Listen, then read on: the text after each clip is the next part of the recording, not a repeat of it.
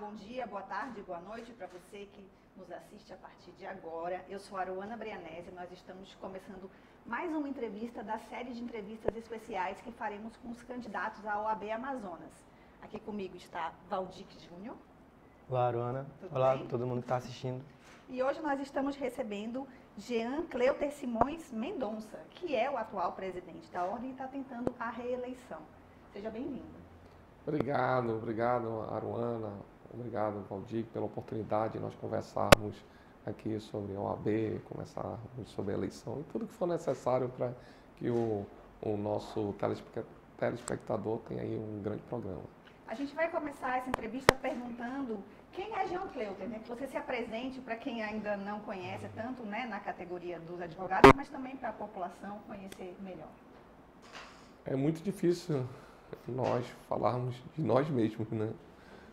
Mas o Jean Cleuter é uma pessoa que começou a trabalhar com 16 anos de idade na metalúrgica do pai e fez administração, faculdade de administração com habilitação em comércio exterior e fiz direito, até brinco, né? Fiz direito e administração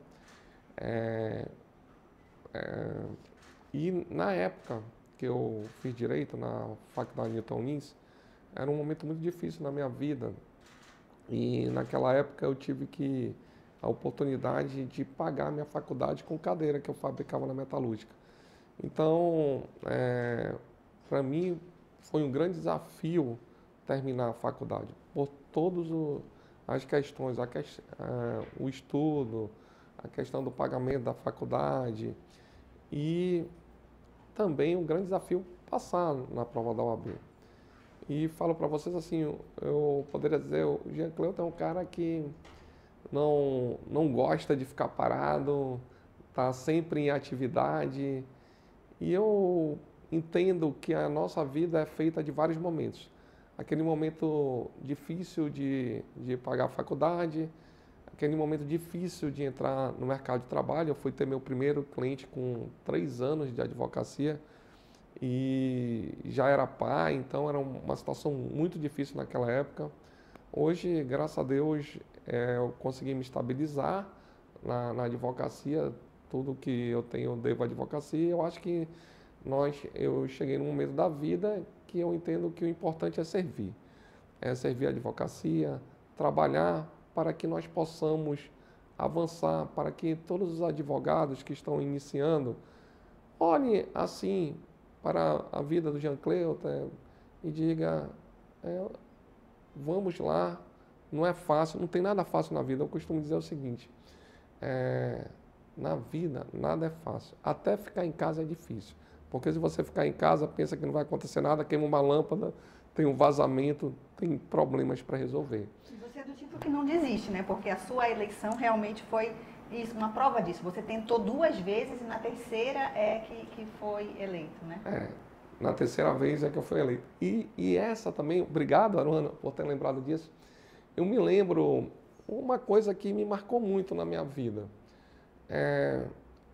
Por isso que, quando você pergunta quem é Jean Cleuter, eu prefiro que as pessoas falem de mim, mas tinha um momento da minha vida que, quando eu ganhei a eleição, na terceira vez, a minha filha fez um texto. Ela falou, pai, o senhor é um exemplo de vida para mim. Ela estava fazendo medicina em São Paulo, ela falou, um exemplo de resiliência. Toda vez que eu penso em dificuldade, eu me lembro do senhor. E também eu tenho um filho, eu tenho um casal, tenho a Maísa, minha filha, e o Jean Vitor, que está fazendo mestrado. Eu terminei meu mestrado ano passado, e ele agora, um jovem advogado com 25 anos, ele vai defender a dissertação dele dia 12 de agosto em São Paulo, e um dos professores da banca dele é o professor Roque Carrasco. 12 de agosto? Desculpa, 12 de novembro. 12 de novembro. Está perto. 12 de novembro, semana que vem. Mas por que eu falei isso? Porque falar é fácil, né? Difícil é fazer. Então, quando eu falo para o meu filho, você tem que ter um mestrado, tem que ter um doutorado. Aí, se ele fala, pai, o senhor fez? Então, O senhor fez? eu fiz mestrado. Presidente, para a gente dar continuidade a essa dinamicidade, né, eu queria lhe pedir para apresentar, então, a sua vice, a advogada Denise Alfiero. Quem é a sua vice? A minha vice é uma pessoa que, a cada dia que passa, eu passo a admirá-la mais. Ela está conosco na nossa gestão, ela tem uma longa experiência de Ordem dos Advogados do Brasil, o que permite nós não errarmos. O que acontece? Quando tem uma pessoa que não tem experiência e assume qualquer cargo, ela vai ter que aprender a fazer aquilo.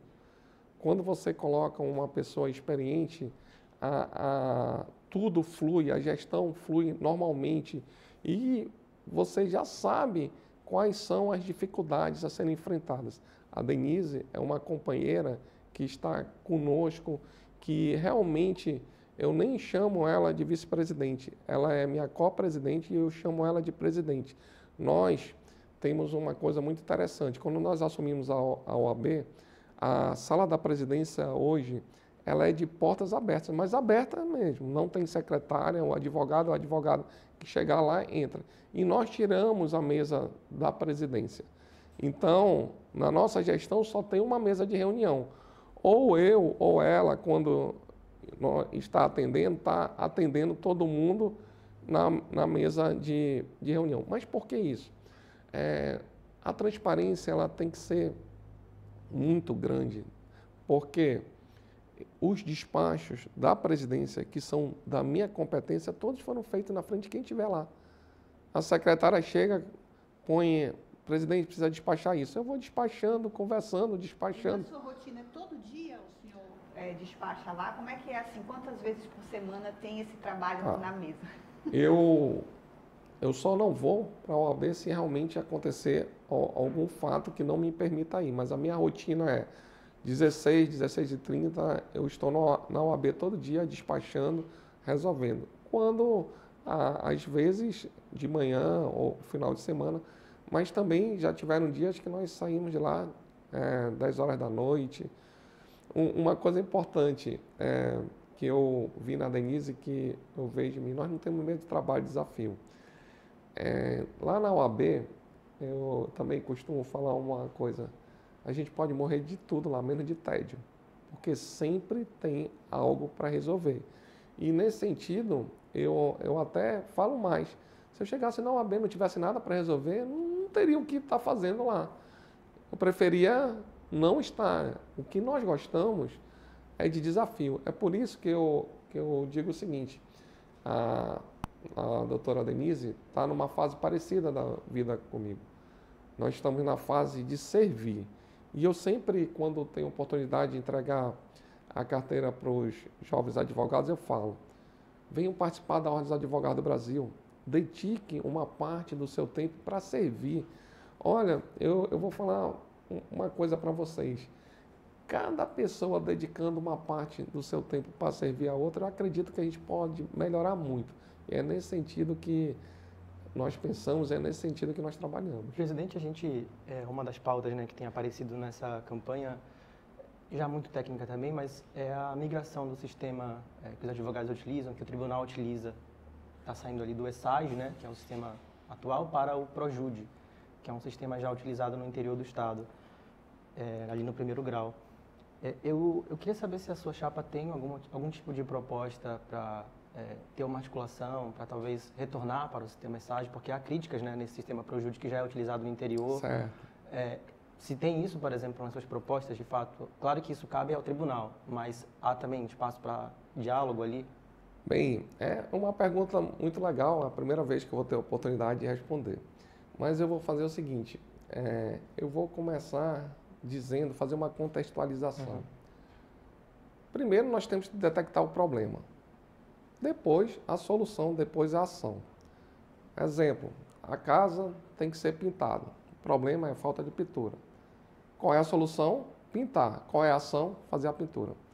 A questão, o senhor já colocou muito bem, a questão do sistema do Tribunal de Justiça é uma decisão do tribunal, mas a OAB não ficou omissa.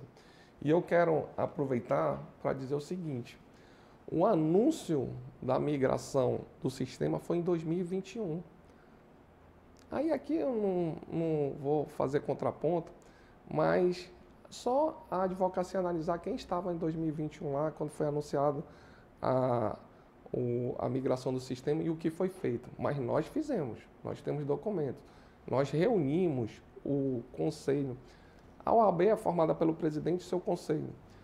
Nós reunimos o conselho e o conselho definiu o seguinte, nós somos contra o Projude e fizemos o ofício contra a migração. E foi interessante naquele dia que quando nós anunciamos nas nossas redes sociais, anunciamos a OAB vai suspender a migração desculpa, do ESAD para o Projude. Mas Como se fosse possível. como fosse possível nós. E é essa uma outra questão. A questão é que a OAB não tem força impositiva.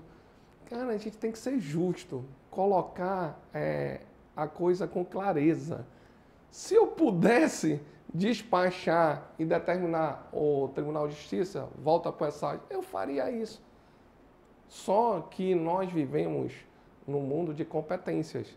Competência, vou dizer a competência macro, competência do Poder Legislativo, competência do Poder Judiciário e do Poder Executivo. Muito bem. Aí o tribunal deu a devolutiva dizendo que não, que ia continuar, porque era uma determinação do CNJ. O grande socorro, é bom esclarecer isso também, o grande socorro da advocacia é o CNJ. E o Tribunal de Justiça, ele estava atendendo uma determinação do CNJ. Por que eu estou falando isso também? Porque eu poderia ir lá com uma reclamação no CNJ. Mas o CNJ ia falar para mim simplesmente, olha, isso é uma determinação nossa.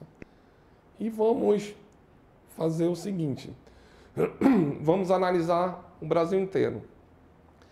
Salvo engano, em 25 ou 26 estados, ou é PJE ou é Projude. E aí, o que acontece? Chega a época de eleição, não, eu vou resolver isso, eu vou não sei o quê, mas não é verdade. O que nós temos que fazer? Eu queria só acrescentar nesse ponto do fazer, como eu disse, né, esse sistema já é utilizado no Sim. interior do estado. Houve esse maior comentário, virou uma maior pauta quando começou a ser utilizado na capital, né? Sim. No interior a gente sabe que tem problema de internet, Perfeito. dificuldade para fazer um peticionamento ali, algum tipo de protocolo. Então, nessa questão do fazer, né? E já que essa migração continua, é possível demandar ali melhoras no sistema ou até de internet? Pois é. O senhor propõe, por exemplo, no seu plano, uso de Starlink no interior, né? Sim. Como é que isso funcionaria, por exemplo, e melhoraria o acesso? Considerando quero- que é um fato determinado, vai ser Projude, vamos dizer. Vamos lá. Ou tem como voltar atrás? Vamos lá. Não tem como voltar atrás, vamos ser realistas. Eu não vou aqui também falar, nós vamos voltar atrás, não vamos conseguir. Não tem. Determinação do tribunal, Para unificar. nós fomos contra, temos a comprovação, temos o ofício. Isso é a questão política. A OAB fez alguma coisa? Fez, o que estava ao nosso alcance. O que nós fizemos agora? Nós sentamos com o Tribunal de Justiça do Estado do Amazonas e o que ocorre? Nós temos um representante, que é o Valber Mendonça, que o Tribunal de Justiça se disponibilizou a ter um canal de comunicação com a Ordem dos Advogados do Brasil. Veja só, nós vamos comunicar o que tem que ser melhorado no Projude, nós vamos comunicar as dificuldades dos advogados, nós vamos fazer cada vez mais curso de aperfeiçoamento. E, nesse sentido, é bom deixar bem claro que a Ordem dos Advogados do Brasil, seccional Amazonas, em nenhum momento foi omissa. Mas também aqui, como falam, vou dar aqui um spoiler de uma situação. Há um movimento nacional dos presidentes da OAB e esse movimento ele deve crescer para que, junto com o CNJ, seja feito um programa que integre o Brasil inteiro. E o que eu também tenho que ser muito honesto com o que eu penso. Eu entendo que o sistema processual, ele tem a função de dar andamento ao processo para que tenha o provimento jurisdicional. Esse provimento jurisdicional, ele não é só do advogado, ele é da sociedade. Então, eu tenho a consciência que não há interesse do sistema constitucional de justiça de ter algo que não seja aperfeiçoado, não se aprimore, que não chegue no provimento jurisdicional daquele cidadão que está prestando aquela decisão. Então, o que cabia à Ordem dos Advogados do Brasil, para concluir nesse tema, nós fizemos. E nesse sentido, temos certeza que nós nunca fomos omissos. E mais, aproveitando o tema, aqui, Tribunal de Justiça do Estado do Amazonas. Quando o Tribunal de Justiça aumentou as custas de forma que nós entendemos muito elevadas, e que na lei consta que um dos objetivos do aumento das custas era combater as demandas predatórias, nós não tivemos dificuldade nenhuma em ajuizar uma ação direta de inconstitucionalidade junto ao Supremo Tribunal Federal, com o nosso presidente Beto Simonetti, que é o presidente do Conselho Federal, contra o aumento de custas. Porque nós enxergamos ali uma inconstitucionalidade. Então, pela primeira vez da história, a Ordem dos Advogados do Brasil ajuizou, seccional Amazonas, uma ação com o Tribunal de Justiça do Amazonas. Então, vejam, por que eu estou trazendo esse assunto? Nós não temos problema em divergir do Tribunal de Justiça. Eu até, numa conversa, numa reunião, tem o Jean e tem o presidente da OAB. O presidente da OAB, ele tem a obrigação de dizer: eu quero um melhor programa para a advocacia, eu quero diminuir as custas. Não quer dizer que nós que nós estamos fazendo nada contra a pessoa de ninguém. Nós estamos defendendo uma categoria e estamos defendendo a sociedade, até porque entendemos que o aumento de custas impede muita gente de ajuizar a ação ou congestiona o tribunal com pedidos de justiça gratuita. Então, tenho certeza, advocacia amazonense, nós trabalhamos muito e estamos trabalhando, tanto na questão do projude quanto do aumento de custas. E também agora, aproveitando aqui, um problema que sempre ocorreu é o atraso no pagamento dos alvarás para os advogados. Em 2022, a nossa gestão conseguiu, junto ao Tribunal de Justiça, o primeiro mutirão de alvará natalino no final do ano, que o presidente, à época, desembargador Pascarelli, determinou que fossem zeradas as filas dos alvarás. Em 2023, nós conseguimos o segundo mutirão de alvará, já com a desembargadora Anélia também no final do ano. Costumava passar de um ano para o outro, né? Costumava, sem prazo. Deve ter nesse ano também? Calma. O Valdir é ansioso. Calma, Valdir. Aí, esse ano, agora, em 2023, nós conseguimos o segundo alvará com a desembargadora Anélia Caminha. E nós estávamos buscando algo definitivo. Porque o alvará também, o alvará é o salário do advogado, não é só no final do ano. Porque aí lá vem a crítica, né? Porque a crítica não é só final do ano que tem, não. E nós peticionamos junto à Corregedoria do Estado do Amazonas, do Tribunal de Justiça, e o desembargador Jomar Fernandes determinou de forma geral que o alvará deve ser liberado em até 5 dias.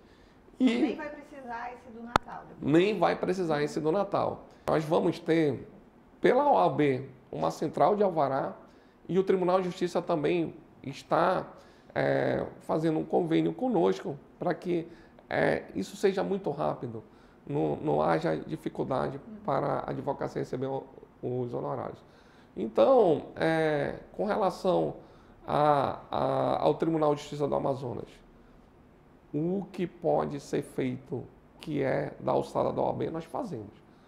O que tem que ser pedido para melhorar a vida do advogado, nós fazemos também.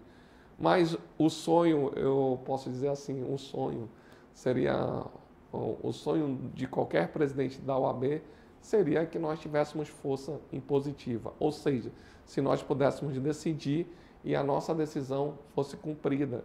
Mas nós temos também que dizer que nós temos força política. Nós trabalhamos muito e com muita habilidade. Não adianta você achar que vai conseguir alguma coisa pelas redes sociais, por agressões. Não é assim que funciona. Você tem que ter habilidade, tem que ter ponderação e tem que ter equilíbrio para conseguir cada vez mais avançar em melhorias para a advocacia. Eu queria tocar no tema em relação à reeleição, né? Você vai tentar agora essa reeleição. Eu queria que você opinasse em relação aos prós e contras, né, de uma reeleição para uma entidade como a OAB e se isso se aplica, qual a diferença da reeleição, que é a que a gente está mais acostumado a ver, do mandato político eletivo, né? No mandato político só pode 2. O que o senhor acha disso? E qual a diferença de entidades de classe, onde às vezes podem mais vezes até? Isso é uma questão que a gente vê que vem evoluindo, né? Acho que, salvo engano, foi quando o presidente Fernando Henrique se elegeu pela primeira vez, não havia a possibilidade de reeleição. E foi mudado e hoje, no panorama político, existe a possibilidade de uma reeleição. Quando eles voltam a discutir se vai ter, não vai ter, né? Até no Brasil ainda não é uma questão pacificada, ainda não. Eu costumo dizer o seguinte, as mudanças ocorrem, as evoluções, os ensinamentos, cada momento é um momento. Nós, só para exemplificar, eu comecei a advogar, o processo era físico, hoje o processo é digital. Então, cada momento, você tem que entender cada momento. O que eu vejo? O mandato de presidente da OAB é um mandato curto, de 3 anos, não um mandato de 4 anos. E 3 anos, realmente, eles passam muito rápido. Eu vou dar um exemplo. Nós estamos hoje em 44 municípios do estado do Amazonas, inclusive instalando Starlinks em alguns municípios que não têm internet. Qual é a nossa meta? 62. Estarmos em todos os municípios do estado do Amazonas. Se nós conseguimos 44, já é mais da metade. Eu acredito que nos próximos 3 anos a gente consiga fechar os 62 mil. Nós assumimos, era em torno, eu não tenho esse número correto, mas contando com as subseções, eu acredito que era em torno de uns 20 municípios. Aumentou. Nós conseguimos dobrar, certamente. Nós abrimos a subseção de Itacoatiara. Hoje os advogados de Itacoatiara têm uma sede para atender seus clientes, para peticionar, tudo. E essa descentralização, ela é muito importante pelo cunho social. Vocês imaginem um agricultor que tem direito à aposentadoria. O advogado tem que chegar lá no interior do estado, ele tem que ter a Starlink para peticionar. E nesse sentido que eu falo que a advocacia é muito bonita. Quando nós estamos fortificando a advocacia do interior do estado do Amazonas, nós somos capazes de mudar a vida das pessoas. Vou lhe dar um exemplo do que aconteceu recentemente comigo, que foi muito legal. Nós conseguimos descentralizar também. Nós temos várias salas hoje para os advogados, jovens advogados, atenderem seus clientes. Os jovens e os veteranos também. Nós conseguimos abrir a primeira sala descentralizada no Shopping Felipe Dal, para atender a Zona Leste e a Zona Norte. E naquele dia da inauguração, uma senhora chegou comigo e falou: "O senhor é o presidente da OAB?" Eu falei: "Sou. Queria lhe agradecer, porque eu não tinha dinheiro do transporte para ir ao centro buscar meu direito, e o senhor trouxe a OAB para nos atender aqui." Então, eu falo para vocês, eu já repeti isso, porque isso me marcou. Me marcou porque eu vi, caramba, nós somos capazes de mudar a vida das pessoas. Que às vezes aquela pessoa teve um problema, qualquer problema com energia elétrica, com água, com seu cartão de crédito, e ela está vendo a OAB ali junto dela. E eu estou falando aqui de Manaus. Vamos imaginar no interior do estado, que vai ter uma Starlink, que o cidadão lá vai poder peticionar. Nós inauguramos no Manaquiri, foi Manaquiri, perto de Manaquiri, não é rápido, porque senão vou dizer o que eu estou falando, mas um ponto de integração digital, o Tribunal de Justiça, Ministério Público, Defensoria, OAB. Esse é uma grande questão que o sistema de justiça está fazendo, que é levar cidadania, e nós estamos lá. Aí eu falo para vocês o seguinte, esse projeto é um projeto que não se faz para concluir em 3 anos. Lógico que amanhã alguém pode, né? Estamos em época de eleição. O município tal não tem o presidente. Não tem, porque o tempo não foi suficiente. E eu falo que eu evoluí nesse sentido. Porque eu também já tive época que eu entendi que a reeleição não era necessária. E eu acho que na vida você tem que ter humildade de aprender, humildade de evoluir, de estudar e ver o que é melhor para a sociedade e o que é melhor para a advocacia. Presidente, o senhor comentava ainda há pouco, antes da gravação, que são cerca de 1.000 advogados, né, que entram no mercado todo ano. Certo. A gente tem uma parcela desses advogados, não dá para saber percentualmente, mas uma parcela desses advogados que são pessoas de origem mais humilde, né, que têm dificuldade de se estabelecer como advogados, ter seu próprio escritório. Às vezes são pessoas que não vêm de família já da advocacia ou de algum outro cargo ali do judiciário. Então, para essas pessoas especificamente, né, que têm essa dificuldade, que vêm de um local mais humilde, quais são as propostas da sua chapa para que elas consigam se estabelecer de fato como advogadas no que cabe ali ao OAB também, né? Tá, vamos lá. Em 2014, quando eu era conselheiro federal, vou começar logo de um ponto aqui. Eu tive a oportunidade de, no pleno do Conselho Federal, ser o relator da inclusão da OAB no Simples Nacional. E eu era presidente da Comissão Nacional de Direito Tributário. Fui para dentro do Congresso Nacional e hoje a advocacia está inclusa no Simples Nacional. Muitos jovens advogados nem sabem disso, que eu tive a oportunidade de ser o relator. Então, vamos fazer uma conta rápida. Hoje, o advogado que abrir a pessoa jurídica dele, ele vai pagar, quem ganhar até R$15.000, 4,5%. Para fazer uma conta, assim, o advogado que ganha R$5.000, 4%, vai pagar R$225 de tributo. Não vai pagar imposto de renda, nada. Vai ser um único documento de arrecadação fiscal e nesse documento ele paga e fica em dia com a Receita Federal. Um dos pontos que nós trabalhamos muito na nossa gestão é oferecer os coworkings. Hoje nós temos a Casa da Advocacia no centro da cidade, que nós revitalizamos agora com computador, com sala de atendimento, com ar-condicionado, com toda uma estrutura. Essa conta é toda a OAB que paga, ou a pessoa paga para utilizar? Obrigado, Aruana. Hoje, não, mãe, o advogado não paga nada. Só pode advogado, né? Só pode advogado. Receber o cliente lá. Olha, tu falaste uma coisa que me deixou feliz. Sabe que a gente trabalha, não é que a gente fica esperando reconhecimento, mas quando alguém elogia, você tem mais força de trabalhar, né? Nós inauguramos a primeira academia do Brasil. Nós inauguramos um salão de eventos para 350 pessoas sentadas, 800 sentadas em mesas, 800 em tipo, como se fosse auditório. Fizemos um campo de futebol com drenagem e tudo. E teve uma pessoa que falou assim, esse não é um presidente, é um pai. Eu achei interessante. Mas hoje, a OAB, eu fui malhar sábado na academia.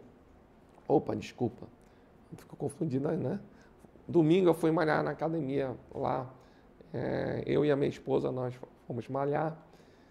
E os advogados começaram a chegar também malhando dia de domingo, né? Aliás, falaram para eu não falar malhar, tinha que treinar. Fui treinar. Malhar é cringe, eu tô a academia do clube da OAB. Que também é só para advogado. Né? Só para advogado. Também aproveitando, o advogado não paga R$1. A academia está à disposição. Mas o jovem advogado, ele já não vai pagar a academia tem um campo de futebol. Vai se enfrentar aí. Tem outras prioridades ali no gasto, né? Olha só, o que nós pensamos? A gente tem que pensar de forma macro. Nós pensamos em dar estrutura para o advogado e dar saúde para o advogado. Estrutura para ele trabalhar. Eu falei da Casa Centro, mas temos na Casa Fórum aqui, temos na sede da OAB o meu escritório, temos a sala no Felipe Dal. Nós, aproveitando, nós temos como projeto também que não foram suficientes essas salas. Já falei com o presidente Beto Simonetti, nós vamos fazer mais coworkings nos bairros da cidade. Aí o que acontece? Serve o jovem advogado. Então, para concluir a pergunta do Valdir, hoje o advogado ele só vai ter que pagar o OAB, vai dar em torno de, se dividir pelo ano todinho, em torno de R$70 por mês. E ele tem à disposição, além das salas para atender o cliente dele, lazer, porque no clube também tem churrasqueira, tem piscina, que nós reformamos, tem uma área para jogar dominó, jogar carta, assistir jogo. Para usar o clube tem que marcar ou é só chegar lá com a carteira? É só chegar lá. Uhum. E então ele tem a estrutura para trabalhar, a estrutura para lazer e a estrutura de saúde da Caixa de Assistência também. É bom falar nisso, que brilhantemente presidida pelo Neto Simonetti, a Caixa de Assistência, só a título de exemplo. Essa semana passada, uma advogada falou para mim que ela tinha que pagar 2.000 em exame. Quando ela apresentou a carteirinha da Caixa de Assistência, com desconto do convênio da OAB, esse exame que ela foi fazer baixou para R$600. Ou seja, uma economia de R$1.400. Isso é economia efetiva no bolso do advogado, da advogada. Praticamente, em um exame, ela, com o que economizou, pagou 2 OABs. Uhum.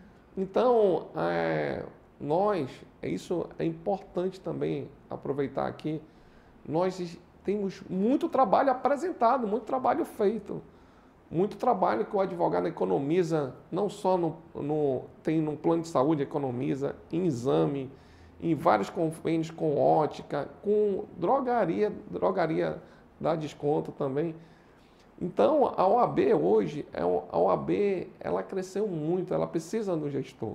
Por isso que eu fiz questão de falar que eu também eu faço direito e sou formado em administração. Aliás, desculpa, eu fiz direito e sou formado em administração. Presidente, eu queria falar um pouco de futuro agora, né? A gente está falando do que o senhor já fez, e de futuro não só da gestão da OAB, mas do direito em si, da advocacia frente a essa novidade aí que nós temos, né, enquanto humanidade, que é a inteligência artificial.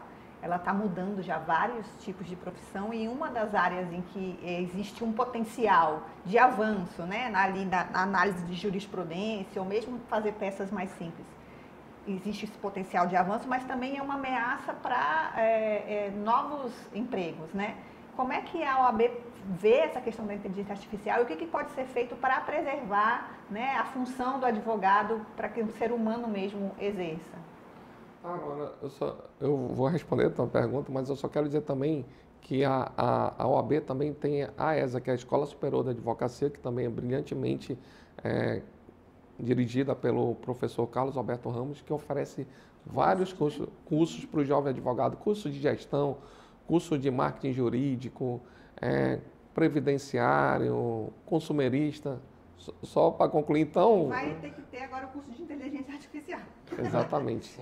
Então, Valdir, que hoje o advogado que entrar na nossa estrutura hoje da OAB, ele tem que ter, para mim, muita força de vontade, muito trabalho e ter foco. E com saúde. O resto ele consegue. Bem, inteligência artificial. A Aruana me permita contar o seguinte, um fato que aconteceu na minha vida com inteligência artificial. Quando eu fui defender a minha dissertação de mestrado, o meu irmão, a defesa era transmitida para o Brasil inteiro. Eu permiti que fosse, até porque na nossa banca tinha o professor Argos, que era o presidente Tribunal de Impostos de São Paulo, e o vice-presidente do IBET, que era o professor Robson e o professor Oswaldo. Muito bem. O meu irmão, naquele momento, apaixonado pela inteligência artificial, as perguntas que me faziam na banca, ele perguntava para a IA. Ela respondeu uma perfeição incrível. Quando ele me contou isso, eu falei, poxa, esse negócio é bom, né? Que eu passei 2 anos e meio estudando para defender a dissertação. Foi em qual ano? Só pra gente... Foi ano passado, 2023. Passei 2 anos e meio estudando, fiz uma dissertação, fui defender, e a inteligência artificial respondendo tudo na hora. Eu falei, salva isso aqui no meu celular. Eu vou comparar com as minhas respostas. Né? Eu falei, eu gostei, esse cara aí é muito inteligente, a IA. E aí aconteceu um fato seguinte, tinha uma tributarista que foi receber o título de cidadã amazonense. Eu estava compondo a mesa e o cerimonialista chegou, doutor Jean, tá aqui nós gostaríamos que o senhor desse uma palavra. E eu não sabia da vida dela toda, eu disse, cara, a inteligência artificial respondeu tudo da dissertação, aí me diga os 10 maiores feitos da tributarista fulana de tal. Aí não contou a conversa, eu pisquei o olho, abri, já estavam lá. Eu escolhi uns 5, 6, e no momento do discurso eu falei, eu gostaria de dizer que a tributarista fulana de tal foi eleita pela revista Forbes em 2022 como uma das 100 mulheres mais influentes do Brasil. Caramba, fui aplaudido, achei aquilo maravilhoso. Disse, que bom, né? Essa inteligência artificial. E a gente foi almoçar, né? Aí a gente foi almoçar e a tributarista lá, que é minha amiga, ela falou, Jean, adorei teu discurso, bacana. Mas qual foi a fonte que eu... Ela não tinha sido eleita. Aí eu falei... a Ana também é ansiosa, né? Aí eu falei o seguinte, calma, professora, eu vou perguntar aqui do chat GPT, qual é a fonte que você... Aí o chat mandou uma fonte, um link, na revista Forbes. Eu fui tentar abrir o link não abriu. Aí o chat, o link não está abrindo. Aí ele, me desculpe. Eu não aguentei, né? Aí a gente é ser humano também, eu não entendi isso aí, não sei o que. Aí ela respondeu, ele olha assim, você está usando palavras inadequadas. Aí não, mas o que eu quero dizer com isso? A inteligência artificial, ela mudou a vida das pessoas. Então, nós temos que saber como usar. Aí eu fui pesquisar, a inteligência artificial, ela pode alucinar, tem alucinação. Você tem que medir o grau de alucinação. Então, nós já temos aqui vários exemplos de várias petições que foram trocadas, jurisprudências, inclusive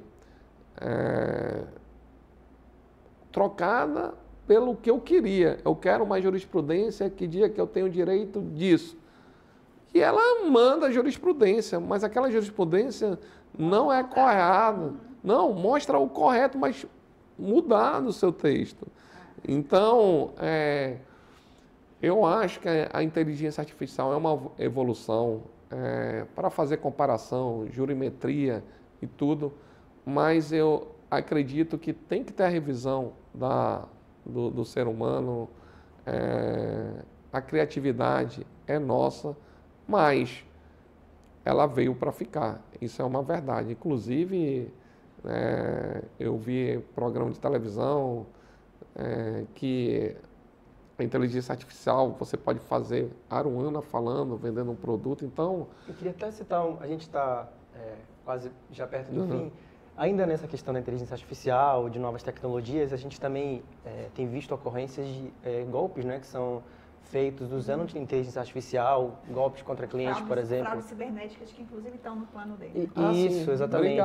Que afetam os advogados, né? Ali você coloca a logo ali do escritório, forja um alvará ou alguma coisa parecida, né? Pede às vezes pagamento de clientes e pessoas têm caído nesse golpe, né? Então, cabe também algo ali ao AB? O que pode ser feito para amenizar isso? Nós estamos fazendo um trabalho muito forte nesse sentido, junto com o Tribunal de Justiça do Estado do Amazonas, junto com o Estado do Amazonas, com a Delegacia de Crimes Cibernéticos, inclusive cibernético abrange tudo, com a Delegacia de Crimes Cibernéticos, para combater essas fraudes. Posso dizer que nós tivemos uma reunião acredito que há um mês, mais ou menos atrás, com o próprio Tribunal de Justiça e com o próprio delegado. Nós estamos avançando muito nesse sentido, mas vamos também dizer o seguinte, quando é resolvida uma questão, vamos dizer, os bandidos mesmo, né? Eles também resolvem de outra forma. Muda a tática ali. E aí consegue, né? Consegue, então... atividade que serve para o bem acaba indo para o mal também. Perfeitamente, você me ajudou nesse sentido. Mas a OAB não está sendo omissa. Nós estamos trabalhando, E aumentou esse número de fraudes cibernéticas? Aumentou. Porque eu posso dizer que esses crimes cibernéticos não são só na advocacia, são em todo lugar. Sim. Nós tivemos um parente bem próximo nosso que caiu num golpe desse. Inclusive, a gente pensa que não, mas um dia desse eu estava prestes a estar numa posse, aí veio uma mensagem: pai, eu estou precisando fazer um Pix. E a minha filha, como eu falei, está morando em São Paulo. Naquele primeiro momento eu falei, tá bom, minha filha, de quanto? A tendência é ajudar logo. Aí ela falou, mas eu não quero no meu Pix, é no Pix da minha amiga. Aí eu, tá bom, manda o Pix dela. Aí daqui a pouco epa, peraí. Então, imagine você tem uma causa contra uma causa qualquer que você tem uma expectativa de receber 20, 30 mil. E recebe um telefonema de alguém se passando pelo advogado do seu escritório e diga assim, olha, aqueles 30 mil já estão disponíveis. E aí você tem que depositar 3 mil para você receber os seus 30 mil. Cara, aquilo é uma tentação, entendeu? É uma tentação. E vocês viram, né, que eu usei o 30, né? Porque o 30 faz parte da vida da gente. Nessas horas não pode ser igual eu e o Valdir, que é ansioso, né? A gente tem a tendência de querer ajudar, de querer resolver logo. Verdade. Essa coisa de você refletir sobre o que você está fazendo é cada vez mais necessário com essa velocidade da internet, né? Você tem que dar uma freada, opa, peraí, vamos ver aqui, né? Senão vai cair em golpe mesmo. Mas nós estamos trabalhando, logicamente, alguém pode dar a solução hoje, né? Não é assim a solução, existem investigações, eu posso dizer que eu não sou nenhum especialista em crime cibernético, mas hoje tem vários tipos de internet, há dificuldade às vezes de identificar o IP, mas eu acredito que a Delegacia de Combate ao Crime eu vejo muito competente, eu vejo que o Tribunal de Justiça do Amazonas também está em colaboração conosco e nós estamos fazendo e fizemos uma grande campanha também. Tem também que conscientizar cada vez mais o cidadão.